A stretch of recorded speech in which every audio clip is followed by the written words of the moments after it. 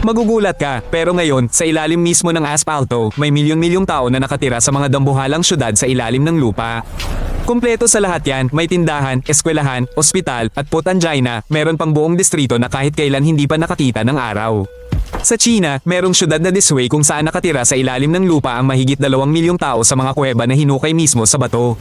At hindi lang yan basta-basta barong-barong, gago, kundi mga desenteng bahay na may kuryente at internet. Ang mga taong to, hindi sila bumaba dyan dahil sa sarap ng buhay. Kasi sa taas, ang init umaabot ng 40 degrees, pero sa ilalim, 20 degrees lang, komportable lagi. Tapos ang upa sa bahay, 10 beses na mas mura, kaya putrace, halata na ang pipiliin nila kahit gaano pa kitakot. Sa mga underground na lugar, may buong kalye na may restaurant, barber shop, at kahit pa nga mga nightclub. Kung saan gumagala ang mga kabataan, parang ikaw lang sa itaas pero walang ni isang sinag ng araw, ulol. Ang mas nakakatakot pa, ang mga bata dyan, pinanganak at lumaki na hindi man lang nakakakita ng araw sa loob ng ilang taon. Ang una nilang pagkakakita sa araw, mangyayari lang pagdating ng ilang taon at putangina, nakakasira talaga yan ng ulo. Sinubukan ng gobyerno na ilabas sila dyan pero ayaw nila. Kasi nasanay na sila sa lamig, katahimikan at sa murang gastos kaya naging normal na sa kanila ang buhay sa ilalim ng lupa. Tangina, alam mo ba sa Turkey, may sinaunang syudad na Derinkuyu na may lalim na 85 metro. Dati, aabot sa 20,000 tao ang nagtatago dyan kasama ang lahat ng hayop, pagkain, at pati mga gumagawa ng alak. Isipin mo nga, 8 palapag pababa, makikipot na pasilyo na pwedeng harangan ng malalaking batong bilog na kalahating tonelada. Para hindi makapasok ang mga gago, putangina, isang tunay na kuta yan sa ilalim, itinayo pa noong ika-8 siglo bago si Kristo. May ventilasyon doon na may 15,000 lagusan ng hangin. Nagbibigay yan ng hangin sa lahat ng tao sa lahat ng level, puta, astig. Ang galing ng utak ng mga sinaunang inhenyero, di pa nga kayang gayahin ng mga arkitekto ngayon.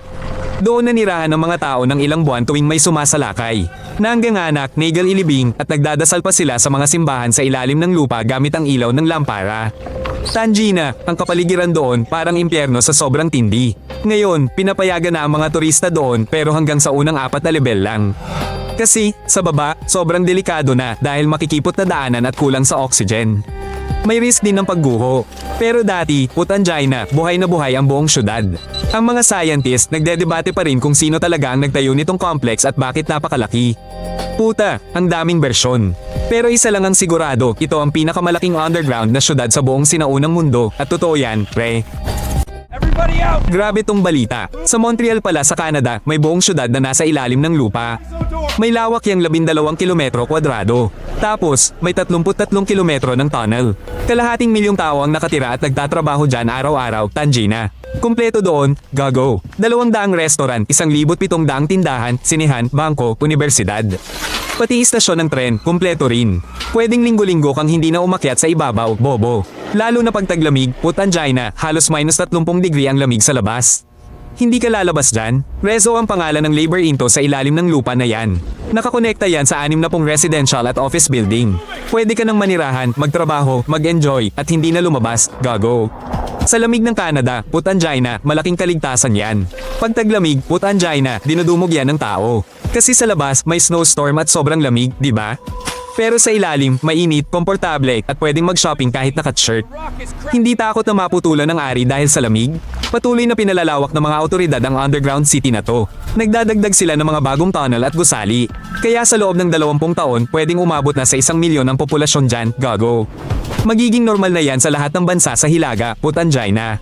Ang pinakastig, nakakalimutan ng mga tao ang panahon sa labas, putangina. Paglabas nila pauwi sa gabi, nagulat sila sa snowstorm na Pucha, ang fucked up ng lugar na yan. Sa Coober Pedy, isang bayan sa Australia, 80% ng mga tao ang nakatira sa mga dating minahan ng opal.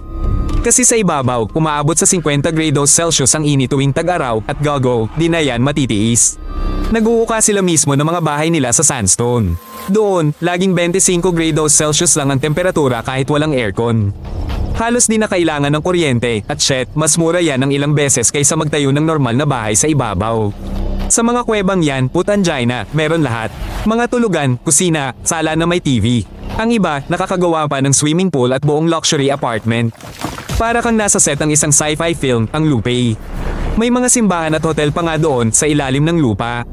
Dumadating ang mga turista para lang makatulog sa ganyang mga hotel para maranasan nila ang pakiramdam ng pagtulog sa butas ng bato na walang ingay at sobrang dilim.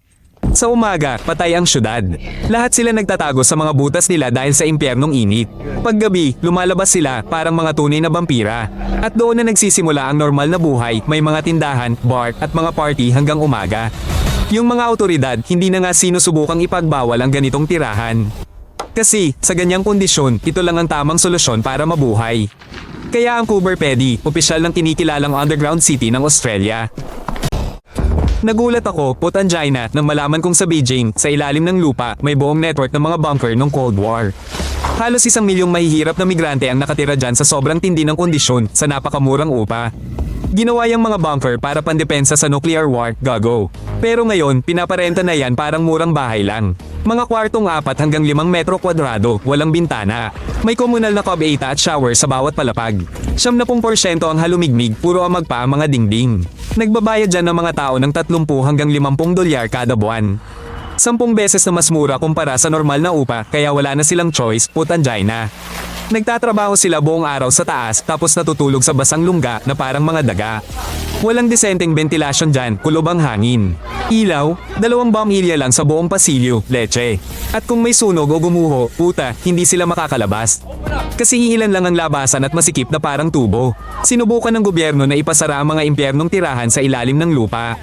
Pero wala nang ibang mapuntahan ng mga tao kaya pabalik-balik lang sila doon. Nagiging walang katapusang siklo ng kahirapan. Ang tanging labasan nila ay mabuhay sa ilalim ng lupa nang walang araw at wala ring pag-asa, punyeta. Ang pinakamasaklap, doon pa pinapanganak at lumalaki ang mga bata, Potangina. Nakakakita lang sila ng langit pagpapunta sa eskwelahan. Ang pagkabata nila ay